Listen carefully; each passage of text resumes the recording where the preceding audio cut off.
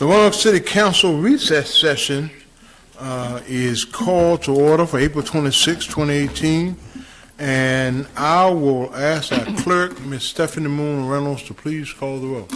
Ms. Dykstra. Here. Mr. Ferris. Here. Mr. Garland. Here. Vice Mayor Price. Here. Dr. Trinkle. Here. Mr. Bestfitch. Here. And Mayor Lee. Here, and a quorum is present. I will do the invocation. I'll also do the Pledge of Allegiance, lead us in the Pledge of Allegiance, and I'll ask you to stand as we go through that before minutes. If you would bow your heads, let's pray.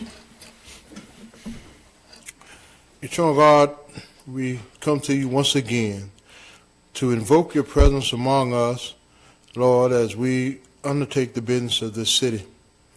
We ask you to guide us and sustain us as we, Father, deliberate on these important issues.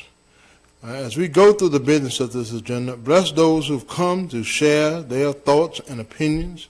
Bless our administrators, our citizens that have come, members of the news media, and each member of council. Help us to labor diligently in our efforts to make the city of Roanoke the very best that it can be. Amen. Pledge allegiance to the flag of the United States of America and to the republic for which it stands, one nation, under God, indivisible, with liberty and justice for all.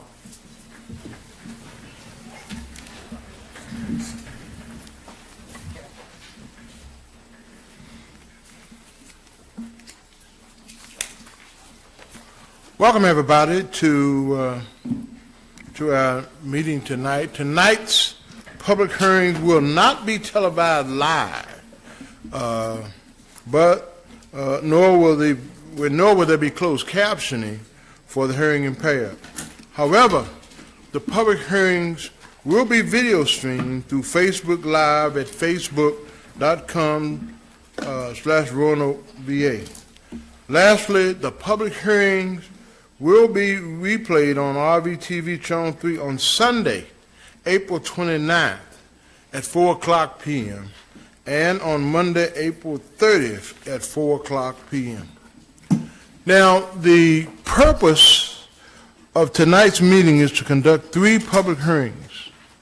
Number 1 is to recommend the budget for the city for the fiscal year 2018-2019. Secondly is the proposed real estate tax rate increase due to increased assessments.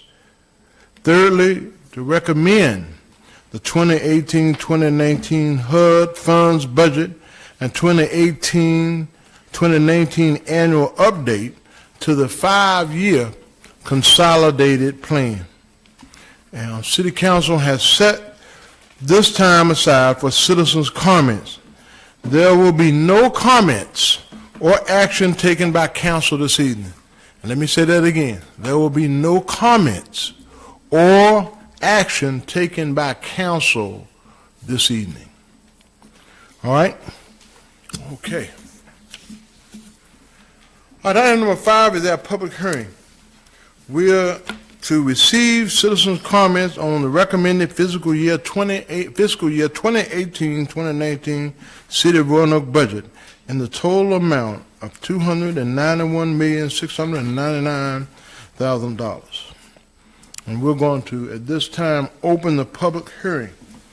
And I have a number of speakers that have signed up, and I'll call your name, and you'll be allocated 3 minutes each. And we're going to stay close to that line now, 3 minutes. So get your remark. Hopefully your remarks will be in line with that time frame. And I'll call your name, and I'll call at least 3 at a time. Beginning with our first speaker, Catherine Coble, followed by Polly Branch, followed by Madeline Presley. Are they here? All right, would you, if you don't mind, line up Ms. Branch and Ms. Presley. All right, Ms. Coble. Hi, yes. I'm a Roanoke City parent, and I am opposed to the increase of almost $250,000 for more SROs in the elementary schools as part of the current budget. I am submitting some experts to all of you. So first off, I have the policy statement of the American Academy of Pediatrics, firearm-related injuries affecting the pediatric population. There is no higher expert than our pediatricians in how to prevent injury and how to keep our children safe. This is their recommendation.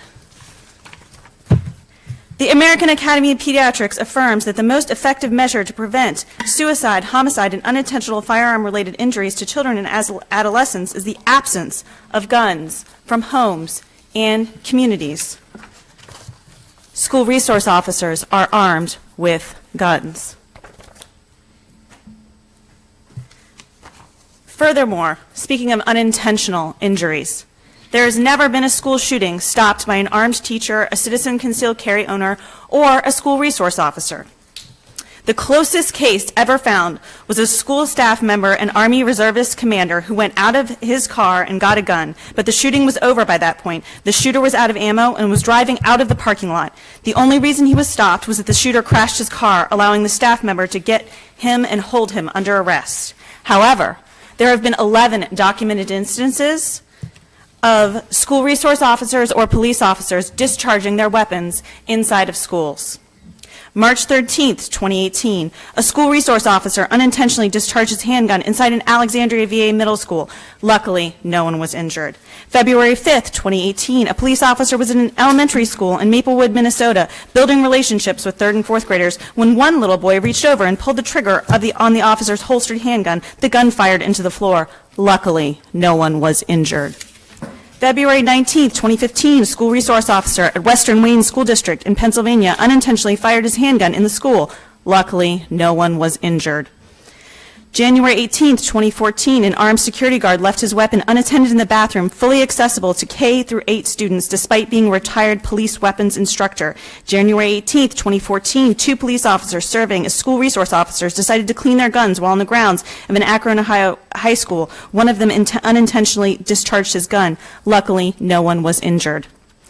October 24th, 2013, a police officer left his loaded AR-15 assault rifle strapped to his motorcycle while visiting an elementary school. A boy pulled the trigger, firing the weapon, and leading to a shrapnel injury of 3 kids. August 24th, 2013, a SWAT police officer was giving a presentation in an elementary school in Lodi, California, when a 6 to 8-year-old boy fired the officer's holstered gun, hitting the officer in the leg. All right, thank you. I have 2 other reports here. One is from Jason P. Nance. He is a law professor. This is a WashU Law Review article. He documents extensively that there is absolutely no evidence that school resource officers increase the safety of schools, and in fact, the evidence is heavily weighted. Let's go, you got to close, and then you give it 3 minutes. In the other direction. I present my evidence. Furthermore, I present my evidence to the lawyer on the City Council from the ABA. It's a 157-page report. It says the same thing. Okay. Don't spend $250,000 on endangering my children.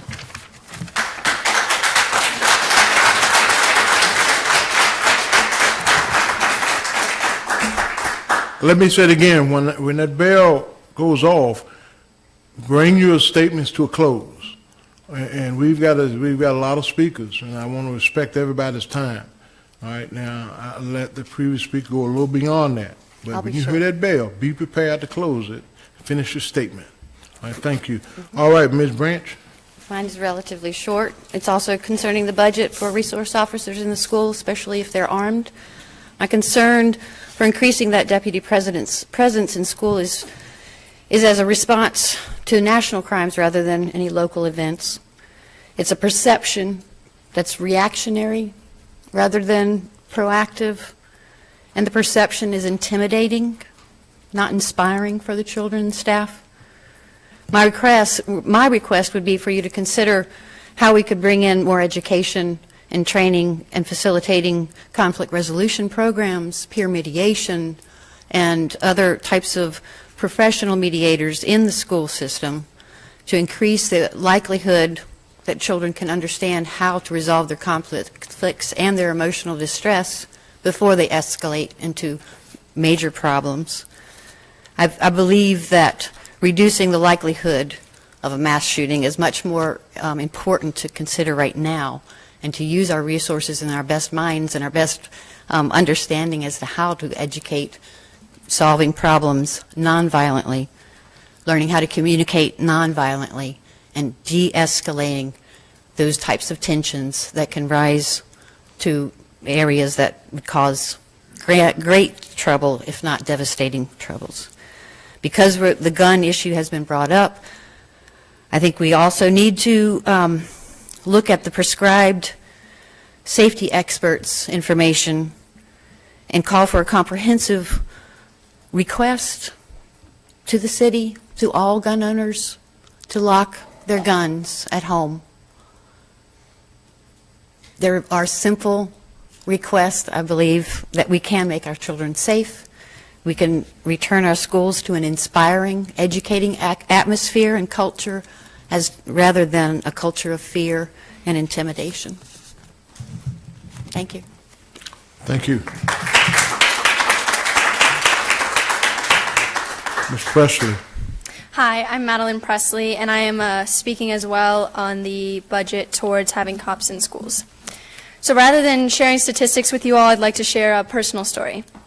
I've been going to a small private school almost my entire life, with the exception of my first 4 years in a public school, Crystal Spring Elementary. In my school, community school, I'm happy to say that I've never had cops roaming around the halls. Never in my time have I felt the need to have the help of a cop around my school.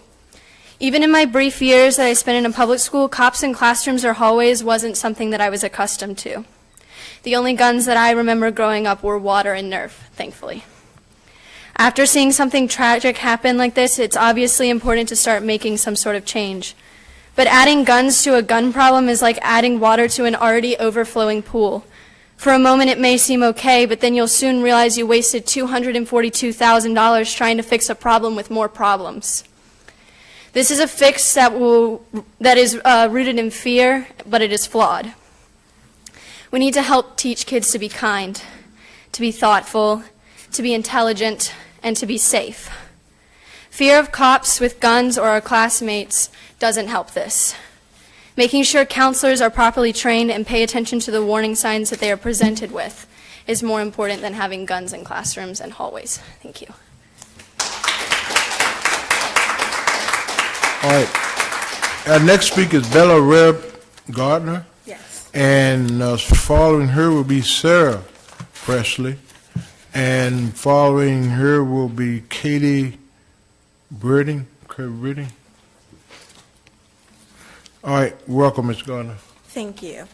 I am a student in a high school, and I am trying my best, and I do not need to worry about other things like public school shootings and stuff happening around me. To just think about something happening to my school that I could get killed is terrifying to me. And honestly, I feel like putting more cops in school is not the better plan. I feel like we should have better gun policies and more background checks to be able to get guns. Secondly, if we are going to put more police officers in schools, they need to be well trained and just well trained in general, because there's also been police violence and we need to take that into account. And me being a part of the African American community and going to public school for all of my years until this year, I'm going to private school, but going to public schools, I've noticed that the police officers around I feel like they shouldn't do what they do. Yes, fights happen, and yes, stuff is going on, but I feel like spraying the whole crowd with pepper spray is not the way to go. I feel like breaking up two girls who are fighting over something petty should be as easy as breaking them apart. Fourth, I just feel like if we're going to take that money out, we should put it in art programs, other things, pay our teachers more, because they are diligently out here working their best, trying their best, and people's parents are out here just begging you to do something. And as I close, I will read a note that my friend has given to me to read. Her name's Tallulah. When you hire police officers to do a job that could simply be solved by restricting gun laws, you are adding more fear to the situation, not taking it away.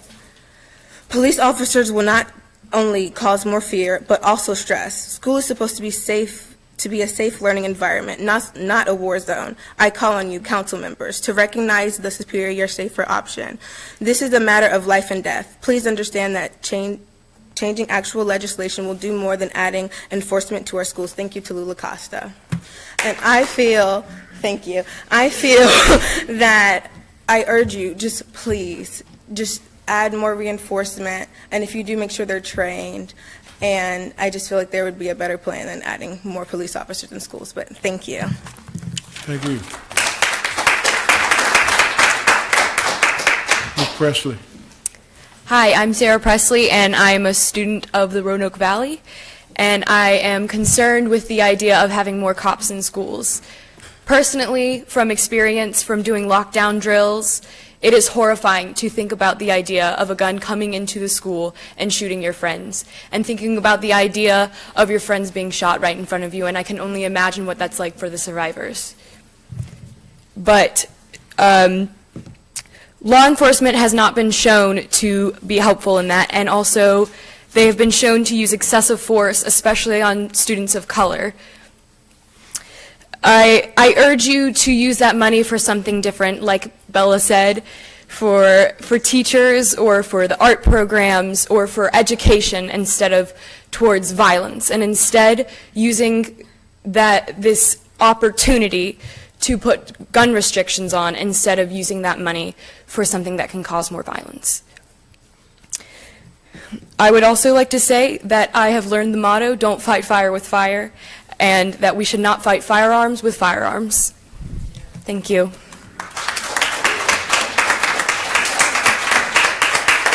Thank you, Ms. Presley. Kate? Hi. I am here. I learned about what was going on about 2 hours ago, and I just wanted to add my voice to saying I agree that you cannot, I don't think you can answer the problem that we're all afraid of right now because of all the national attention to these tragedies that have occurred with adding guns to the school. They don't work, and I think the studies bear that out. And I think that what we're trying to do when we start saying, you know, another $250,000 to put resource officers in, is we're trying to soothe our worry. And I think it's a false promise. And I don't think you're going to be spending the money in a way, if you do this, that will help anything. And as a person that has not grown up around guns, it's been recent, and I guess with all the NRA kind of bravado, is that I've gone into restaurants and I've gone into a grocery store and you see somebody walking around like they've got, I don't know, extra 10 feet of height or something because they've got a gun in their pocket. And it scares me to death. I don't know what it would have done to me as a 5-year-old or a 10-year-old or a child trying to go to school. It's just, I think it's, read the studies, really do some thinking, and don't just go with, well, we've got to do something, let's do this. I think it's a false promise. Thank you. Thank you. Our next three speakers will be Jason Lambert, Teresa Gill Walker, and Ross Merriman.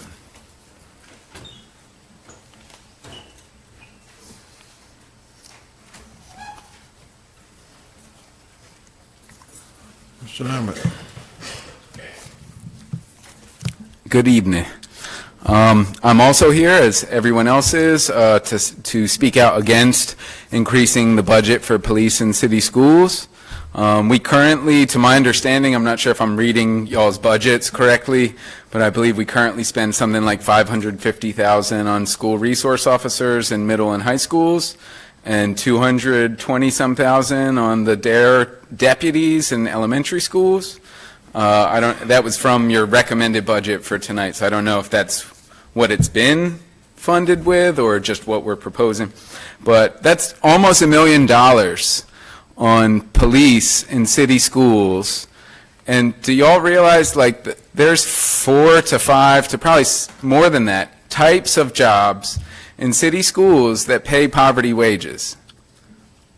Custodians, a temporary part-time custodian listed on Roanoke City Schools hiring employment opportunities website right now starts at $8 an hour.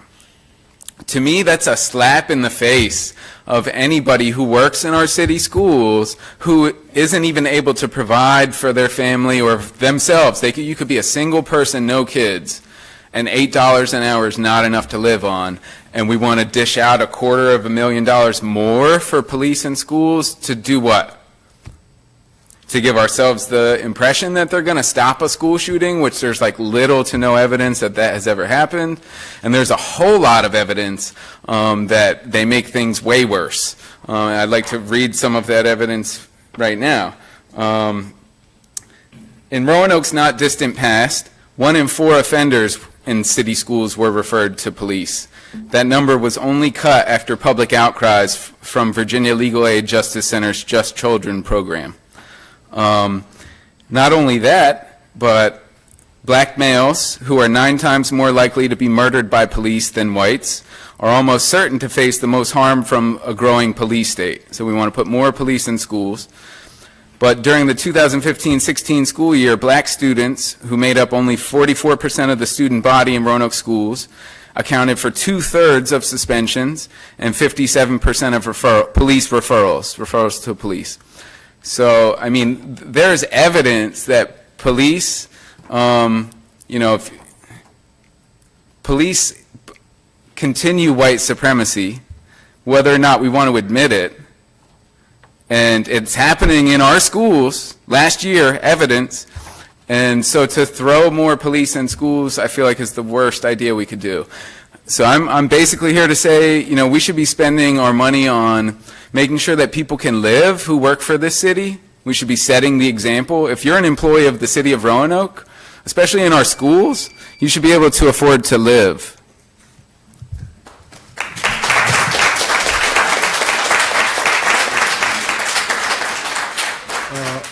Walker. Hi.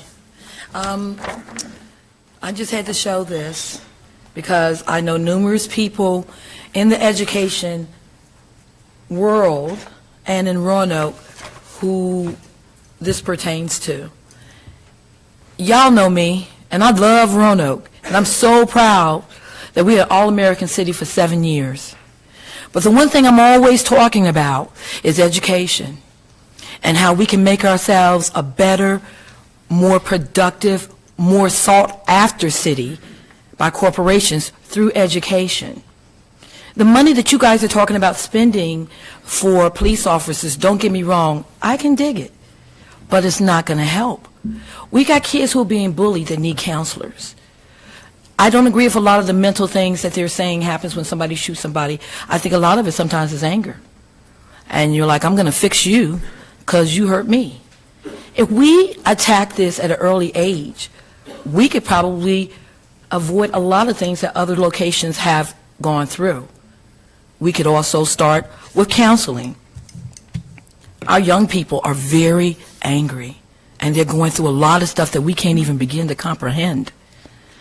And I ask that you take some time and go to the schools. Sit down in the classrooms. They need help. They need more teachers. They need more assistants. If you give somebody a part-time job at $10,000 a year during the school year, and they come in and work with the young people to read, $100,000, that's 10 people. That's them bouncing all over the schools all day, working with our children, learning how to read and comprehend, which will eliminate a lot of problems that teachers face later on, because students who can't comprehend have a tendency to end up problem children. So I understand the fear, but I'm asking you to back off of the fear and realize that we are not like everybody else. We have proven that in the city of Roanoke time and time and time and time again. Let's continue to do that. Let's continue to show that we love our babies, but we can protect our babies with skill, knowledge, education, perhaps having the police officers come in without their guns and create a working relationship with them, so by the time that they're older, they're trusting them. as in the DARE program. Maybe expand it a little bit. Create that one-on-one, like we do with the basketball program.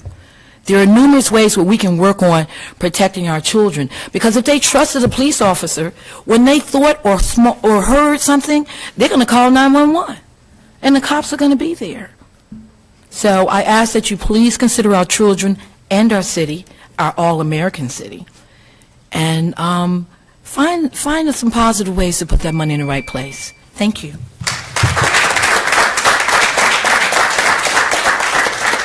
Thank you, Mr. Walker.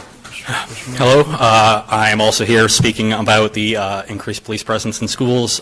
We've heard a lot of the previous speakers tonight give a lot of data and a lot of evidence as to the dangers of increased police presence in school, and I support that wholeheartedly. I hope you take a very close look at that. But I also know that statistical data is an incomplete argument.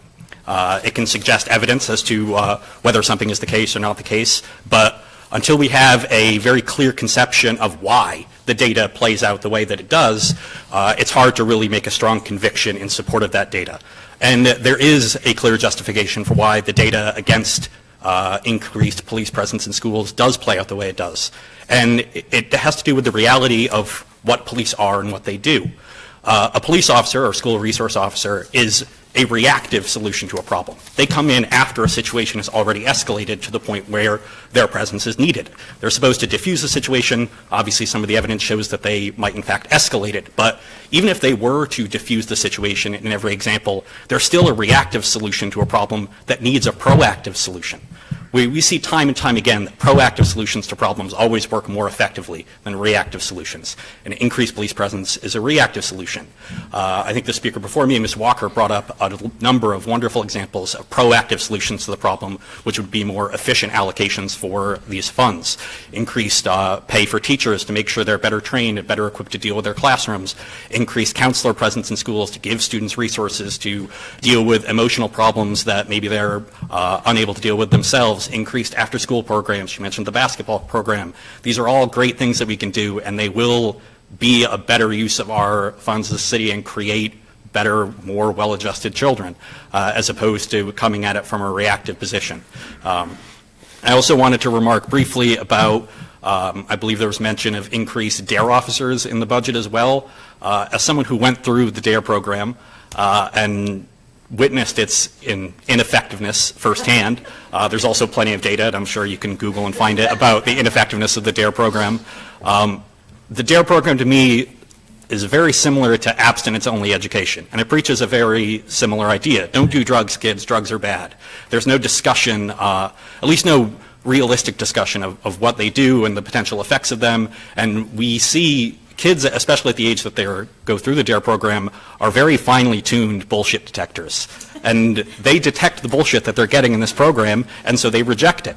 And they end up experimenting by themselves or with their friends, and they experiment without any good knowledge as to what they're doing. And that's when we see problems arise. If we come at them with an honest approach, and a direct and honest approach, it's going to work a lot better. And DARE is not proven to do that, and DARE is a continuation of increased police presence in schools. So why are we doing this? Thank you.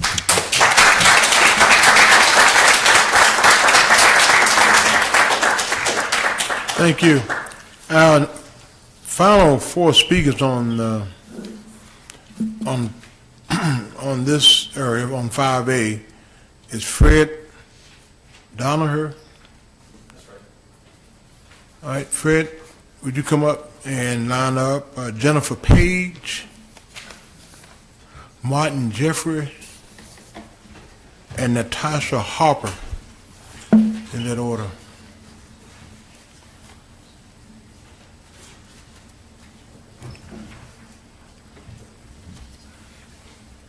Fred, welcome. Thank you. So I understand one thing being considered in the budget, which has been talked about a lot tonight, is increased police presence. I say we need police to keep the streets safe. They do a fine job in Roanoke City, but will more of them in schools solve everything? I think we should get to the root of the problems, the ones that make us consider bringing more police in the first place. For one, I think the funds would be better served by broadening access to counselors and mental health services. There's a lot of kids in our school that suffer from depression, anxiety, and PTSD. We have an epidemic of that in the Roanoke Valley that not many people see behind closed doors. A lot of my peers went through it. I still see a lot of young people go through it all over the place, and these troubled children go on to become adults, and they don't age out of those problems. Their unresolved anger and hurt grows with age. Why not help these young people rather than just let them go and increase their chances of going on to commit crime and need more policing? To do otherwise is to institutionalize our schools and our society. We should also redirect these funds to give teachers, cafeteria workers, and custodial staff more salary so that they can have a living wage. A lot of these folks are mentors for our youth. I know they certainly were when I went through Roanoke City Schools. And what kind of example are we laying out for them if the folks that they look up to have to take on second jobs just to get by? Their professions should take care of them. If we truly have $250,000 to spend to make our schools better, I say we should do it right for everyone in and around each school. Last but not least, if it's a general fund and it's not earmarked to the schools, I think we should also add staff to the overcrowded libraries. Those used to be the place of peace and silence. Now they're louder than ever. Patrick Henry, you go out there in the Raleigh Court Library, that's a prime example. Once those older kids show up after school, they're so vulgar and out of hand that library staff can barely keep up with all of them and keep them quiet. These folks just need to see more mentors, not more badges. Thank you.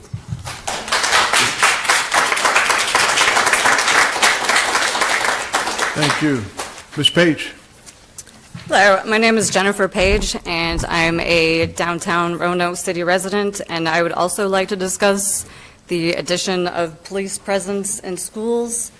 It's been shown, like everyone has said, that it doesn't help to solve anything, and I feel that adding more cops in schools is just going to turn schools into prisons, basically. And a personal story, when I was in grade school, instead of going to counselors when I was having some issues, the police were called, and because I have emotional depression and anxiety, I suffer from those issues. And instead of having a counselor to talk to about that, I was handcuffed and taken away by the police. And that, I feel like I still have PTSD from that. That traumatized me, and I don't feel that was a good thing. I think there should be more counselors and less police officers, and yeah. Sorry, I feel very passionate about that, and sometimes it's hard for me to verbalize when I'm thinking, but less cops in schools and funds going towards teachers and supplies. Our U.S. educational system is a joke compared to some other countries. I would like to see it improve, and I don't see how the addition of police officers is going to do anything to improve our standing on education in the world.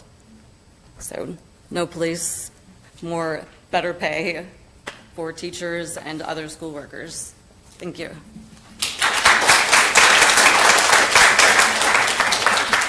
Thank you. Hello. Let me see. Are we getting out of order here? I thought. Are you Mr. Jeffrey? Ms. Hopper? Yes, Ms. Harper. Yeah, Mr. Jeffrey is up next. Oh, me next. Mr. Mayor, members of council, city manager, and city administrators, I'm here with my buddy Jason and Roanoke People Power Network that is working hard mobilizing, educating citizen voters, _voters, for next month's election. We need leadership. Leadership is not about following what everybody else is doing. It's looking at the numbers, and the numbers saying this isn't working, and doing something different. Not just throwing the same old money at the same old strategies. Police in school isn't working. It's not working for the young black kids, for sure. But it's not working for the young white kids, the little white kids.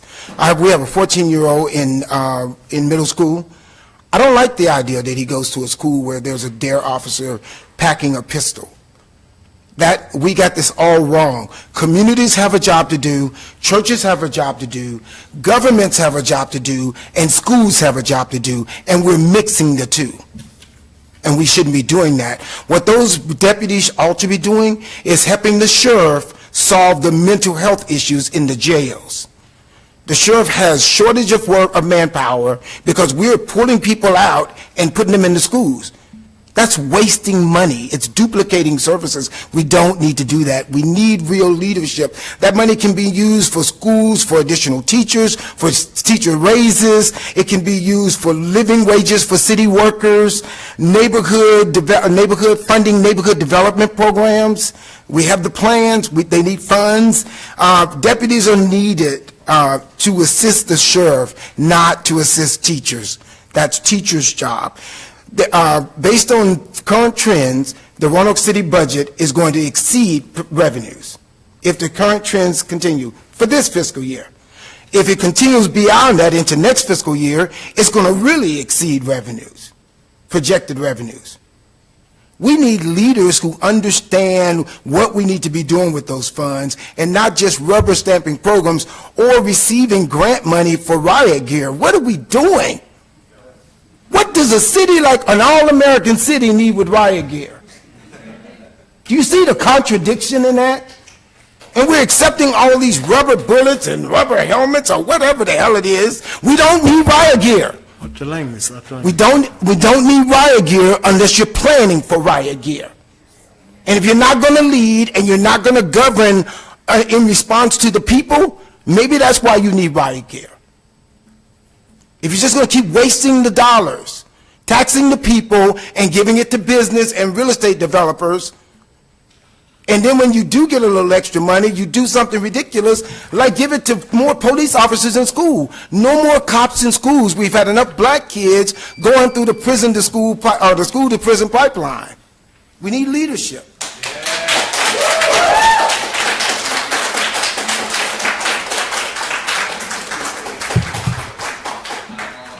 Ms. Harper, Yes, sir. welcome. I'm a local pastor here in the community, as well as a parent of an innocent, loving 5-year-old who will be entering elementary school this coming year. And I also oppose the almost $250,000 budget increase to have more armed police and our security guards in our elementary schools. On February 14th, 2018, Deputy Scott Peterson of the Broward County Sheriff's Office, according to USA Today, stood outside of the Marjorie Stoneman Douglas High School in Parkland, Florida for 27 minutes. 27 minutes while Nicholas Cruz killed 17 students and staff. This officer was armed and had a choice that day to do his job and save lives regardless if his was on the line. And like many officers, he made the choice to keep his distance in reassurance he would go home to his family while a parent's worst nightmare was taking place inside the very building he was hired to protect. Then we have the Waffle House shooting, where an armed man, Travis Rankin, with an AR-15 went in and killed 4 young people. It wasn't an armed police officer nor a security guard who stopped this man, but yet a young, unarmed, 29-year-old James Shaw, who was the successful one at saving many lives by viewing the opportunity to disarm this madman, and did so without a gun. Last June, these guns, the same guns that he used to kill those 4 young individuals, were taken away from him by the government officials outside the White House while he tried to enter it. Those same guns were given back to his father and promised that he would not give them back to his son. $250,000, I feel, could be used to increase hourly wages for our teachers, create Big Brother programs for children who suffer from parents being incarcerated, create mental health departments in the schools for our children when suicide is on the rise and the ages are getting younger, creating more government-funded programs for their parents when they are released so they can beat the odds of a system that is set up for them to fail. There's so much more that we can do. We can provide pencils, papers, notebooks to those who are underprivileged or that are poverty-stricken. We can provide free lunches to all the children, not just some. There's many children that go to school that are on that borderline. Their parents make enough, but yet not enough.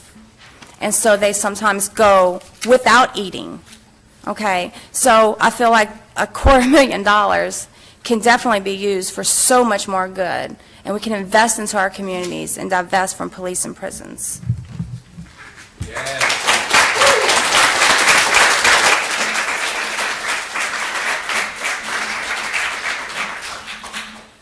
All right, thank you. That concludes our speakers on item 5A, and I will now close the public hearing and move to our next item, which is item 5B, which is receive citizens' comments on the proposed real estate tax rate increase due to increased assessments. And I'll now open the public hearing, and we have one speaker that has signed up to speak on this item, and that is Mr. Martin Jeffrey.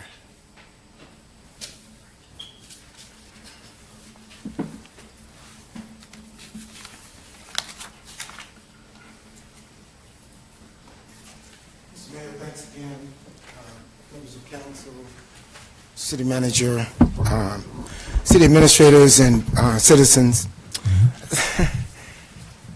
In January, we passed what we called a fee on the, I guess, recycling fee is what I call it, something that citizens were already paying for, but we did it, okay, which I view as a homeowner as a backdoor real estate tax. But the interesting thing I found out is that if you call it a fee, you don't have to get a school system 40 cents out of that dollar. That's interesting. Now, it pays for services that citizens getting. But in this particular case, as a homeowner, I was already paying for that service. Okay, so now we're talking about increasing real estate taxes. Interesting. We got to, I keep wanting to remind citizens, we have an election in a couple of weeks. We can change this dynamic that's not working. We're taxing citizens, call it whatever you want to call it. The only people that are really benefiting here, notwithstanding somebody's notion that you can't take from one and benefit the other. Oh, yes, you can. Big business and real estate developers make good out in this market.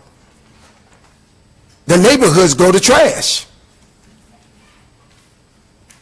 Seems to me the best way to do this is if you're going to raise the real estate assessment, I think you kind of got to do that to some extent. I'm not arguing that. But I think we're overtaxing our citizens. If we're projecting increased revenue for this year, and if the trends keep going, we're going to get even additional revenue next year above what we projected. You need to give it back. You need to get in the practice of giving it back. If you're not going to give it to neighborhoods and to the kinds of things that need to happen on the ground, then give it to the homeowners and let them improve their property, which improves the neighborhood.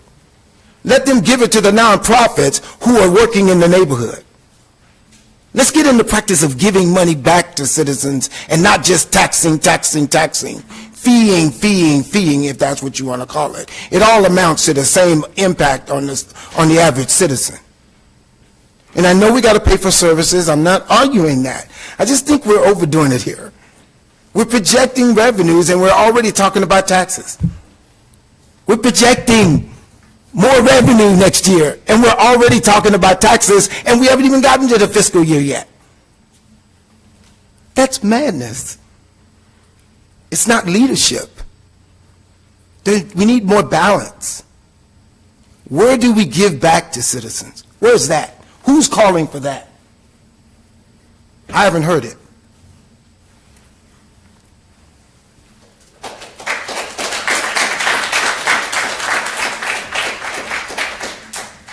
All right, that concludes the speakers who signed up for item 5B, and I will close this public hearing. We now move to item 5C, which is to receive citizens' comments on the recommended 2018-2019 HUD funds budget and 2018-2019 annual update to the 5-year consolidated plan in the total amount of $2,469,000. I will now open the public hearing and call on the speakers that have signed up. Jane Keister, Karen Mason, and Martin Jeffrey again.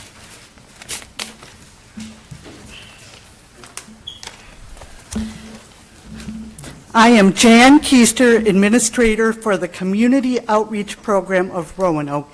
Since I'm a lousy speaker, I prepared a statement. I am here because several council members have spoken publicly about the importance of having Roanoke children reading well by the time they graduate from 3rd grade. They have also spoken about the importance of assisting parents, and particularly the challenges of non-native English-speaking parents. You may not be aware that the Community Outreach Program is a program providing these services for free to children transported to us by Roanoke Public Schools. It is already successfully operating in Roanoke, and there is a large waiting list of children that the schools want to send us. To double our building's current capacity of 49 children and their families to up to 98, we need to renovate our space at a one-time expense of $75,500. As well as increasing the number of families we serve, we will then qualify for state funding and can provide 10 additional teaching jobs. On page 166 of the proposed budget, this project has been recommended for no CDBG funding. Since this type of program is obviously a priority for City Council, and this is the only program in Roanoke providing multi-generational literacy services, I am requesting that Council approve our request for $70,000 and that this funding comes from CDBG funds or from another city budget expense line item. Our donors will kick in the additional $5,500.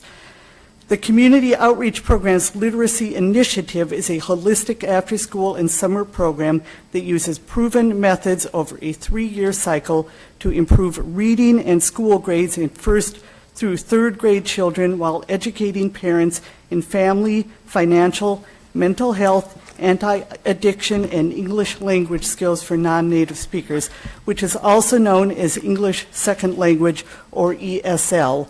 Parents are required to attend weekly classes. We know this is working because we have seen children's improved grades and reading scores from the Roanoke schools we partner with. We take this approach because we realize that to help a child succeed, we need to provide a stable support system and therefore must also help the child's surrounding family. With more than 1/5 of Roanoke's residents and 1/3 of its children trapped in poverty, these children, often of adults who also did poorly in school, are significantly more likely to fail in school as they do not have access to support systems available to children of wealthier adults. This becomes a very vicious cycle as generation after generation are stuck in lifestyles that they believe they are unable to improve. This type of program is expensive, about $5,000 per family each year. Currently, Roanoke is getting a terrific bargain, offering us one small grant of $5,000 each year, which covers just 2.5% of expenses. I am asking you to demonstrate your belief in the importance of education and poverty reduction by joining with our hundreds of volunteers, donors, and grantors in giving your financial support of $70,000 for our renovation. I am happy to answer questions or arrange a tour of our facilities. Thank you.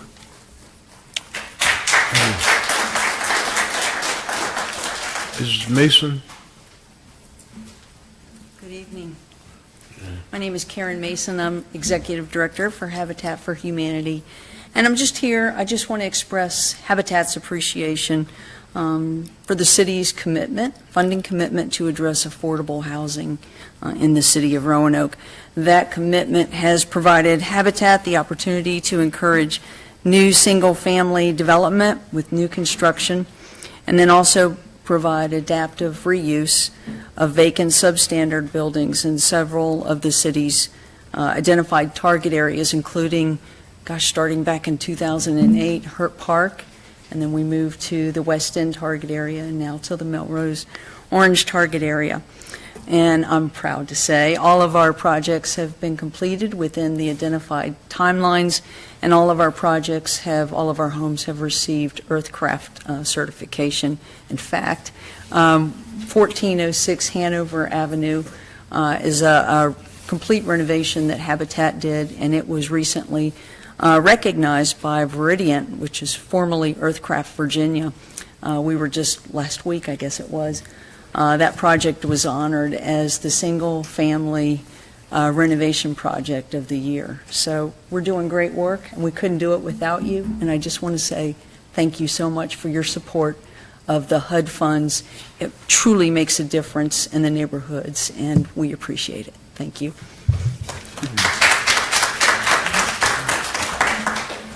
Mr. Jeffrey. Mr. Mayor, thanks again. Members of council, Mr. City Manager, city administrators, and citizens.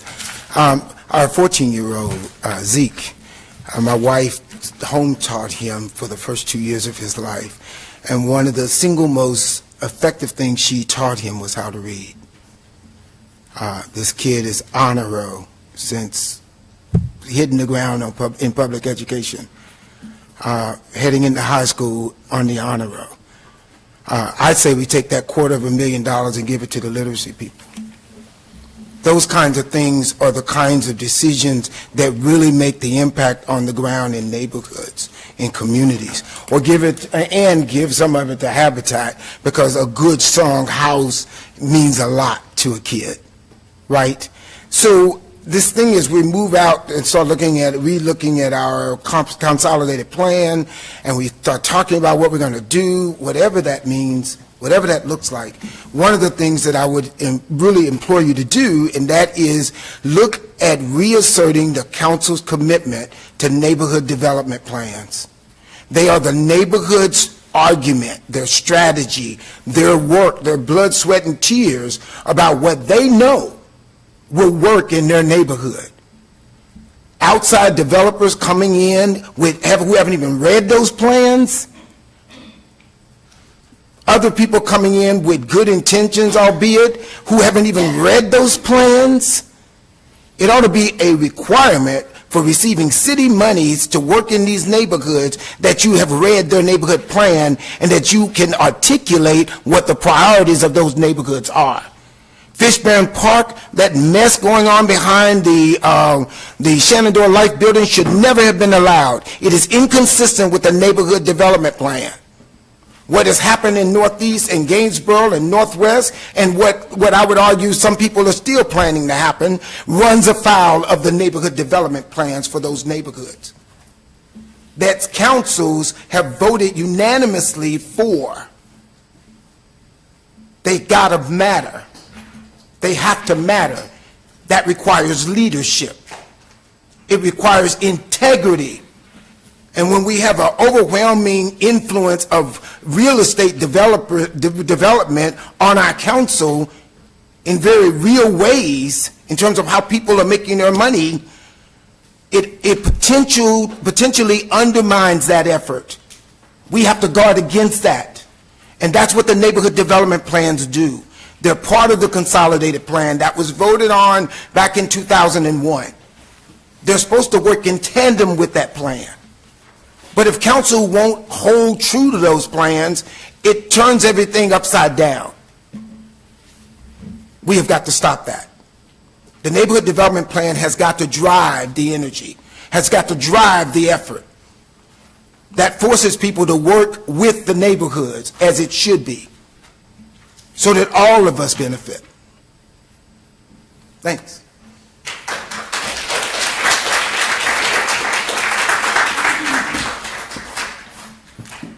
All right, that concludes those speakers who signed up to speak on item 5C. I will now close the public hearing. All right, City Council will adopt the recommended fiscal year 2018-2019 budget along with other related measures during a recess meeting on Monday, May 14th at 2:00 p.m.